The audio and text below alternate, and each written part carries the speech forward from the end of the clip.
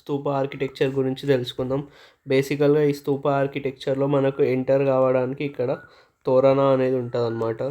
So తోరణ నుంచి enter అయిన తర్వాత మనకు ఇక్కడ ప్రదక్షిణ పథ్ అంటే ఎక్కడైతే మనం ప్రదక్షిణం చేస్తామో మన గుళ్ళలో కూడా సేమ్ అదే టైప్లో ఇక్కడ మనకు ప్రదక్షిణ పథ్ అనేది ఉంటుంది అనమాట. ఇది కింద ఉంటుంది, పై ఫ్లోర్ ఏదైతే అండా ఉంటుందో అక్కడ కూడా ప్రదక్షిణ పథ్ ఉంటుంది అనమాట.